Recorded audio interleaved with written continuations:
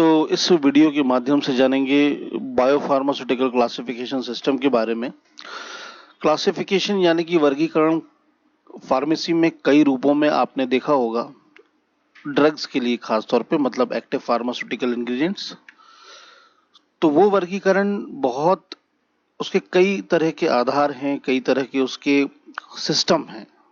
जैसे कि कैटेगरी के हिसाब से एंटीबायोटिक्स अलग होंगी, डायबिटिक्स एंटी डायबिटिक्स अलग होंगी, एंटी जो पेन किलर्स हैं वो अलग होंगी, एटसेट्रा। मतलब एक एग्जांपल के लिए कहने का मतलब, ये कैटेगरी जो मैं बता रहा हूँ वो हो गई आपकी जो फार्माकोलॉजी बेस्ड आप जो देखते हैं। फिर दूसरा वर्गीकरण आता है डोजेज फॉर्म के लिए, जैसे कि टैबलेट्स हो गए, सॉलिड ओरल्स हो गए, लिक्विड ओरल्स हो गए, पेरेंट्रल्स हो गए, टॉपिकल हो गया, फिर उसके बाद नॉवल ड्रग डिलीवरी सिस्टम हो गए। तो ये क्लासिफिकेशन है। तो biopharmaceutical classification system, that is BCS का जो क्लासिफिकेशन है, उसको समझने के पहले एक इम्पॉर्टेंट टर्म को हम समझ लेते हैं, जिससे काफी कुछ चीजें साफ हो जाएंगी। वो है बायो अवेलेबिलिटी।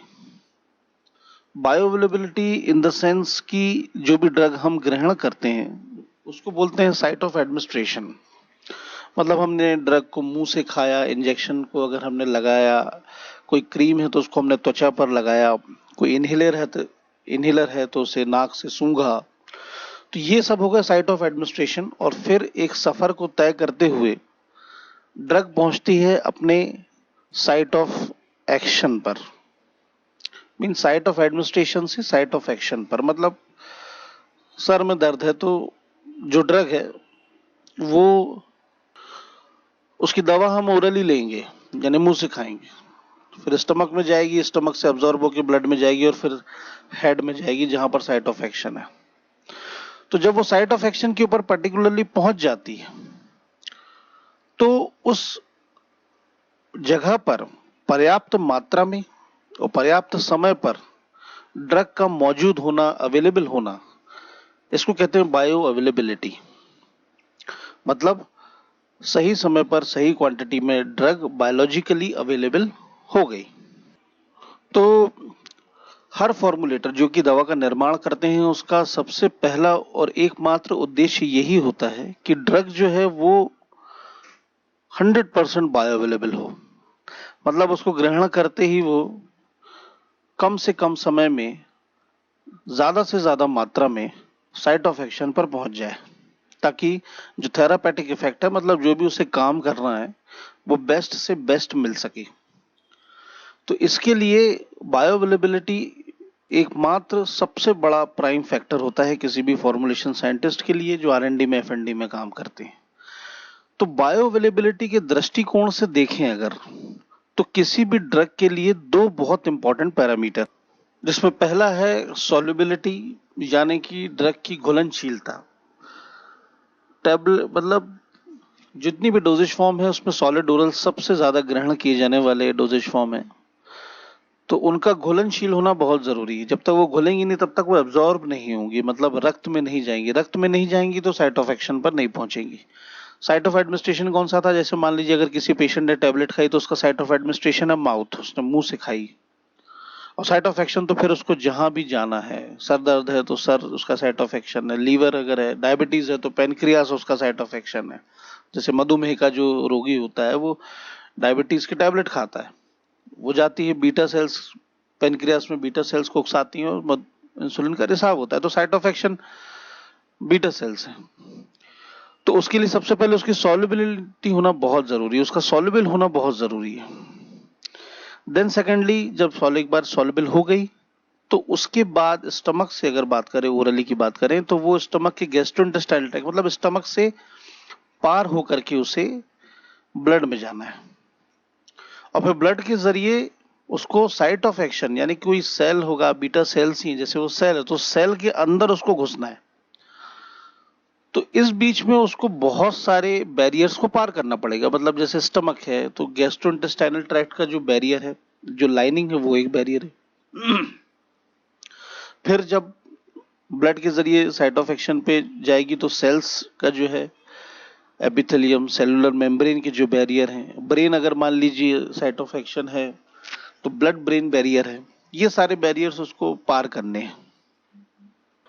तो इस दृष्टिकोण से सॉल्युबिलिटी और परमिबिलिटी ये दो एक बहुत इंपॉर्टेंट क्राइटेरिया बन गए, एक पैरामीटर बन गए, ये मापदंड बन गए जो कि ड्रग को एक अलग ही रूप में, एक अलग ही फेस में, एक अलग ही कैटेगरी में क्लासिफाई कर देते हैं, इंडिपेंडेंट ऑफ द फैक्टर की उसकी फिजिको-केमिकल प्रॉपर्टी क्या है, वो किस कैटेगरी की है।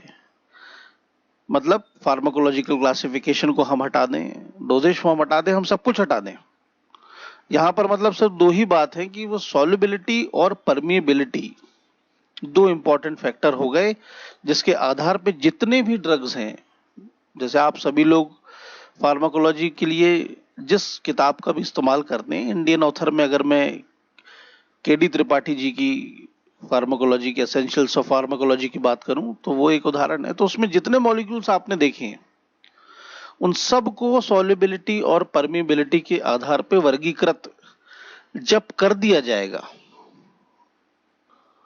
तो उस वर्गीकरण को बायोफार्मास्यूटिकल क्लासिफिकेशन सिस्टम नाम दिया जाएगा। मींस सॉल्युबिलिटी और परमिएबिलिटी के आधार पर एक नया ही साइंटिफिक फ्रेमवर्क हम उसे कह सकते हैं। साइंटिफिक फ्रेमवर्क यहां पर नाम इसलिए दिया गया है क्योंकि ये क्लासिफिकेशन फॉर्मुलेशन साइंटिस्ट के द्वारा उसको निर्मित किया गया है। मींस कि कोई ड्रग ऐसा जरूरी नहीं है कि वो सॉल्युबल हो तो परमिएबल भी हो जाए, क्योंकि घुलने के लिए टैबलेट की रिक्वायरमेंट अलग है और परमिएबिलिटी मतलब पास होने के लिए एक क्षेत्र से दूसरे क्षेत्र में आवागमन करने के लिए जो रिक्वायरमेंट है वो अलग है। तो इसलिए एक फ्रेमवर्क बन गया, एक नया क्लासिफिकेशन सिस्टम बना जिसका नाम था बायोफार्मास्यूटिकल क्लासिफिकेशन सिस्टम, जो लिखा भी हुआ आप सामने स्क्रीन पर देख रहे हैं। For classifying the drug substances based on aqueous solubility and intestinal permeability. यहां पर इंटेस्टाइनल परमिबिलिटी मैंने भी काफी कुछ इस पर विचार मंथन किया कि ऐसा क्यों उस पर दिया गया है। इंटेस्टाइनल परमिबिलिटी ही नहीं बल्कि GIT permeability, blood capillary endothelium जो बैरियर है, सेल मेम्ब्रेन बैरियर है, सबकी परमिबिलिटी ही के आधार पे जो क्लासिफिकेशन होगा that is called as biopharmaceutical classification system. और इसका क्लासिफिकेशन करने का एकमात्र उद्देश्य, सिर्फ एकमात्र, वो है बायोअवेलेबिलिटी। जैसा कि हमने अभी देखा जाना कि किसी भी ड्रग के लिए बायोअवेलेबिलिटी का फैक्टर होना बहुत जरूरी है। मैं एक बार फिर से एक उदाहरण के जरिए बताता हूं कि जैसे टैबलेट हम खाते हैं तो टैबलेट पहले टूटेगी, फिर घुलेगी, फिर एब्जॉर्ब होगी, फिर उसके बाद वो ब्लड में जाके साइट ऑफ एक्शन में जाएगी, तो उसका 100% पहुंच जाना तो लगभग लगभग असंभव है। वहीं दूसरी ओर सेम मॉलिक्यूल, जैसे अगर मान लीजिए पैरासिटामॉल है, एस्प्रिन है, इसकी टैबलेट खाई है तो उसका 100% बायोअवेलेबल होने की गारंटी नहीं है। लेकिन उन्हीं का अगर आप इंजेक्शन लगा देंगे, पेरेंटरल रूट से आप उसे देंगे, तो इस चीज के बायोअवेलेबल होने के चांसेस बहुत ज्यादा हैं, बहुत बढ़ जाते हैं। तो वो हो गई 100% बायोअवेलेबिलिटी। तो आज की तारीख में भी फॉर्मुलेशन साइंटिस्ट ये सोचते हैं कि ओरली दें चाहे हम कैसे भी दें, 100% बायोअवेलेबिलिटी मिलना चाहिए। और ये तो आप सब जानते ही हैं कि दवाओं के मामले में आज भी सबसे बड़ी चॉइस ओरल एडमिनिस्ट्रेशन ही होता है, और ओरल रूट सदैव चॉइस रहेगा बनाने वालों की। मतलब कोई नया मॉलिक्यूल जब जैसे आर&डी से आता है तो जो डोजेज फॉर्म निर्माता है वो सबसे पहले ये सोचेंगे इसको हमको ओरल रूट से ही मार्केट में उतारना है, और इसलिए ओरल रूट हमेशा ही डोमिनेट करेगा ड्रग डिलीवरी टेक्नोलॉजी को। और इतने बड़े बड़े नॉवल ड्रग डिलीवरी सिस्टम आने के बाद भी आज भी टैबलेट कैप्सूल ने अपना जो मुकाम है वो पहले नंबर पर बनाया हुआ है, क्योंकि हर वर्ग का, शिक्षित हो, इलिटरेट हो, कोई भी हो, उसे आसानी से ग्रहण कर सकता है।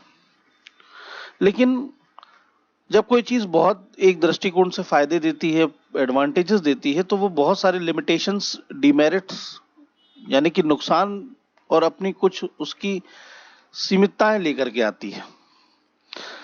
तो ओरल रूट में जो सबसे बड़ा प्रॉब्लम आता है वो होता है जीआईटी बैरियर का। अब GIT barrier in the sense कि ड्रग स्टमक में है और उसे जाना है ब्लड के तरफ, तो ये स्टमक का जो एनवायरनमेंट उसको मिलता है उसमें बहुत सारे एसिड्स होते हैं, अम्ल होते हैं, उनका पीएच होता है, जो कि बहुत प्रॉब्लम क्रिएट करते हैं एक दवा की घुलनशीलता में और उसकी इंटीग्रिटी को बनाए रखने। इंटीग्रिटी मतलब ये कि वो गैस्ट्रिक के एनवायरनमेंट में है जहां पर इतना हाई पीएच है। वो कहा जाता है ना कि हमारे स्टमक में इतना हाई एसिडिक पीएच होता है कि वो एक पत्थर को गला सकता है। तो उस पीएच में, उस एनवायरनमेंट के अंदर ड्रग जो है हमारी बची रहे, आयनाइज ना हो। अगर वो आयनाइज हो गई तो सारा खेल खत्म हो जाएगा। जैसा कि हमने प्री फॉर्मुलेशन वाले सेक्शन में आयनाइजेशन ऑक्सीडेशन रिडक्शन पार्ट में देखा था कि लोहे के ऊपर जंग लग गया मतलब वो आयनाइज हो गया, तो मतलब उसकी जो गुणवत्ता थी वो पूरी तरह से खत्म हो गई। तो इसी तरीके से अगर ड्रग आयनाइज हो गई तो जीआईटी का जो एनवायरनमेंट है उसको आयनाइज के लिए काफी ससेप्टेबल बना देता है। तो ये एक सबसे बड़ा लिमिटेशन है। दूसरा, प्रोटीन एंड पेप्टाइड ड्रग्स जो होती हैं उनके मॉलिक्यूलर साइजेस इतने बड़े बड़े होते हैं कि उनको बैरियर्स को पास करने के लिए जो पोर साइज है, that is max to max 10 angstrom का, वो भी नहीं मिल पाता है। तो ओरल रूट कहीं ना कहीं इतना फायदेमंद होने के साथ साथ बहुत चुनौतीपूर्ण भी है। और इन चुनौतियों को एक चित्र के माध्यम से आप इस स्क्रीन पर के ऊपर भी देख सकते हैं। जो कुछ मैंने कहा वो अभी एक चित्र के माध्यम से भी आप देख सकते हैं। जो टैबलेट है उसे डिस्पर्स्ड फॉर्म में आना है, मतलब कि उसे डिसॉल्व होना है, फिर उसके बाद उसे सॉल्युबलाइज्ड फॉर्म में आना है, फिर सॉल्युबलाइज्ड होने के बाद एब्जॉर्ब होना है। तो जो फर्स्ट सेगमेंट है वहां पर पूरा जो है डिसोल्यूशन एक फैक्टर बन जाएगा, जो रेट डिटरमिनिंग फैक्टर बनेगा, मतलब चुनौती भरा। वो कंप्लीट हो जाए तो परमिएशन बनेगा। तो इस तरीके से ये सारी चीजें ये कुल मिला के जो निष्कर्ष के तौर पे बयां करती है कि एक ड्रग के लिए उसकी सॉल्युबिलिटी और परमिएबिलिटी एक बहुत ही इंपॉर्टेंट फैक्टर्स हैं, पैरामीटर। ये दोनों को ही मद्देनजर रखते हुए for the first time doctor Gordon Amidon उन्होंने एक आइडिया प्रस्तुत किया था कि अगर हम सॉल्युबिलिटी और परमिएबिलिटी के आधार पर भी ड्रग्स को क्लासिफाई करें तो ये भी एक अच्छा टूल बन सकेगा। फॉर्मुलेटर्स को पता चल सकेगा कि भाई पहले ही उसको मालूम हो जाएगा कि इस ड्रग की सॉल्युबिलिटी परमिएबिलिटी के साथ ये प्रॉब्लम है, ये चक्कर है, जिसको कि उन्होंने पेटेंट कराया। देन उसको आगे उसको फॉरवर्ड किया US food and drug administration, जो कि सबसे बड़ा एक ऑफिशियल गाइडलाइन का डायरेक्टर है। और उसके बाद उनके इस आइडिया को एक्सेप्ट किया गया और पहली बार जो immediate release solid oral dosage forms जो हैं उनके स्केल अप यानी कि उसको तैयार करने में और अप्रूव करने में इस क्लासिफिकेशन मतलब उनके इस आइडिया को यूज किया गया, जो कि काफी कारगर निकला। और फिर इस पे काफी चर्चा चली और फिर बहुत सारे जो साइंटिस्ट हैं उन्होंने उनके इस आइडिया के ऊपर वर्कआउट किया और कुछ निष्कर्ष और भी उसमें जोड़े। और वो निष्कर्ष वही थे जो मैंने आपको अभी तक के इस वीडियो में जो मैं बताते आ रहा हूं वही थे कि ड्रग के डेवलपमेंट टूल में एस्टिमेशन के 3 जो फैक्टर है अगर उनको पता लगाया जा सके तो डोजेज फॉर्म को तैयार करना बहुत आसान हो जाता है, जिसमें सबसे पहला डिसोल्यूशन, देन सॉल्युबिलिटी और तीसरा इंटेस्टाइनल परमेबिलिटी। और इन सारी चीजों के आधार पर फाइनली सॉल्युबिलिटी और परमेबिलिटी के आधार पर एक क्लासिफिकेशन सिस्टम तैयार हुआ और जिसको बीसीएस क्लासिफिकेशन के नाम से जाना जाता है। जो इस वक्त आप इस स्क्रीन पर जो ये बॉक्स नुमा पैटर्न देख रहे हैं ये बायोफार्मास्यूटिकल क्लासिफिकेशन सिस्टम है। सिंपल है, जैसा कि एक्स और वाई एक्सेस होती हैं एक ग्राफ में, बिल्कुल वैसे ही है। एक स्टार्टिंग पॉइंट होगा जहां से सॉल्युबिलिटी एक्स एक्सेस पर जाएगी फ्रॉम हाई टू लो, उसी 0 पॉइंट से परमेबिलिटी हाई टू लो की ओर जाएगी। और कुल मिलाकर के टोटल 4 क्लासेस में, total in the category of 4 drugs को क्लासिफाई कर दिया गया, जिसमें कि पहला हाई सॉल्युबिलिटी हाई परमेबिलिटी, दूसरा लो सॉल्युबिलिटी हाई परमेबिलिटी, तीसरा हाई सॉल्युबिलिटी, लो परमेबिलिटी, और चौथा लो सॉल्युबिलिटी, लो परमेबिलिटी। मतलब जो पहली क्लास की जो ड्रग्स होंगी वो सभी सबसे ज्यादा पसंद की जाने वाली कैटेगरी होगी। मतलब हर कोई फॉर्मुलेटर डेफिनेटली चाहेगा कि जो भी वो ड्रग उसको मिले वो हाईली सॉल्युबल भी मिल जाए और हाईली परमेबल भी मिल जाए। लेकिन ऐसा बहुत रेयरली ही होता है, क्योंकि इसके पीछे भी बड़ी एक साइंटिफिक रीजन है। वो ये कि ड्रग को सॉल्युबल होने के लिए, सॉल्युबल क्या है, स्टैंडर्ड सॉल्वेंट क्या है, हमारा शरीर किस चीज से बना है, पानी। तो पानी हमारा शरीर का सबसे ज्यादा भाग लेने वाला तरल पदार्थ है।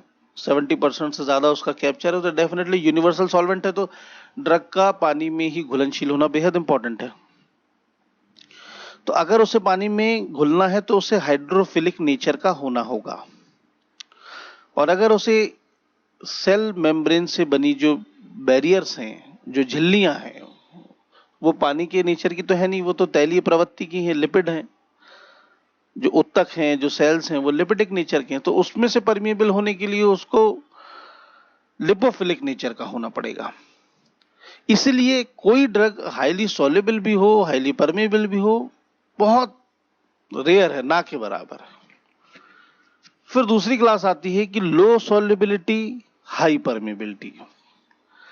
अब यहां पे हाई परमिएबिलिटी के दृष्टिकोण से तो अच्छी बात है भाई कि हाई परमिएबिलिटी मिल रही है, लेकिन फिर सॉल्युबिलिटी का क्या?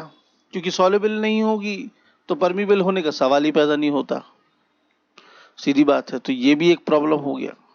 फिर तीसरी कैटेगरी आई, हाई सॉल्युबिलिटी, लो परमिएबिलिटी। मतलब जो ड्रग है फटाफट घुल जाएगी, लेकिन उसमें लिपोफिलिक प्रॉपर्टी ना होने की वजह से वो परमिएबल नहीं हो पाएगी। और इसी तरीके से फिर जो चौथी कैटेगरी आएगी वो है लो सॉल्युबिलिटी, लो पर। मतलब ये जो क्लास 4 है ये सबसे ज्यादा ना पसंद किया जाने वाला है, क्योंकि ना घुल रही है ना परमिएबल हो रही है। तो क्या करेगा फॉर्मुलेटर? उसका कुछ कर ही नहीं सकते उसमें। तो वो तो इसलिए जो ड्रग्स क्लास 4 की श्रेणी की दिखती हैं वो उन मॉलिक्यूल्स को जनरली डोजेज फॉर्म के लिए ट्रायल पे नहीं लिया जाता, ओरली हो चाहे किसी प्रकार से भी। तो फॉर्मुलेटर जनरली जो फोकस करते हैं, जो ज्यादातर जो उनका फोकस जाता है, वो कोशिश रहती है क्लास 3 के ऊपर। क्योंकि क्लास 1 जैसा कि मैंने कहा कि एक नेचुरल वे से संभव नहीं है। क्लास 2 में दिक्कत यह है कि सॉल्युबिलिटी नहीं होगी तो परमेबिलिटी नहीं होगी, और क्लास 3 में यह है कि सॉल्युबिलिटी हो जाएगी पर परमेबिलिटी नहीं हो जाएगी। लेकिन क्लास 2 और क्लास 3 के ऊपर फार्मास्यूटिक्स के दृष्टिकोण से कार्य किया जा सकता है। मतलब कोई ड्रग अगर नहीं घुल रही है तो उससे सॉल्युबिलिटी अच्छे से घुल जाए, हाईली सॉल्युबल हो जाए, ये प्रवृत्ति उसमें प्रदान की जा सकती है with the help of pharmaceutics approach से। ऐसी बहुत सारी टेक्निक हैं जो कि सॉल्युबिलिटी को बढ़ाने के लिए आज की डेट में इजाद की जा चुकी हैं। डेफिनेटली हम उसको आगे की वीडियोस में जरूर देखेंगे। एक से एक टेक्निक है, बल्कि शानदार टेक्निक है वो। दूसरी बात, अगर सॉल्युबिलिटी पे काम नहीं हो सकता, सपोज अगर उसमें हाइड्रोफिलिसिटी के ऊपर नहीं है, तो परमेबिलिटी को भी किसी एंगल से काम करके बनाया जा सकता है। जैसे आपने एक उदाहरण मैं आपको देता हूं कि आपने इमल्शन देखा होगा। अब इमल्शन में तो दोनों तरह के मीडिया है, पानी भी है तेल भी है। लेकिन फिर भी अगर वाटर एंड ऑयल इमल्शन है तो पानी की जो ड्रॉपलेट्स हैं वो ऑयल के अंदर डिस्पर्स्ड होती हैं, बराबर तैरती रहती हैं। किस वजह से? सरफेक्टेंट की वजह से। क्योंकि सरफेक्टेंट एक ऐसा उपाय था, एक ऐसा चीज था जिसने ये सॉल्यूशन दिया कि वो दोनों को पकड़े रखा, ऑयल को भी पानी को भी, सरफेस टेंशन कम करके। तो ऐसी ही कुछ एक अप्रोच लगा करके उसे परमेबिलिटी भी प्रदान की जा सकती है। तो कुल मिलाकर के यहाँ पे दोनों ही जो वीक पॉइंट्स हैं, लो सॉल्युबिलिटी, लो परमेबिलिटी, उसके ऊपर फार्मास्यूटिक्स का अप्रोच लगा करके, या फिर हम उसको जो शुद्ध हिंदी में कहते हैं जुगाड़ लगा करके काम किया जा सकता है। तो क्लास 2 और क्लास 3 जो फॉर्मुलेटर्स के लिए बेहद एक उपयोगी फैक्टर होता है। तो दोस्तों, ये था बायोफार्मास्यूटिक्स क्लासिफिकेशन सिस्टम का एक परिचय है।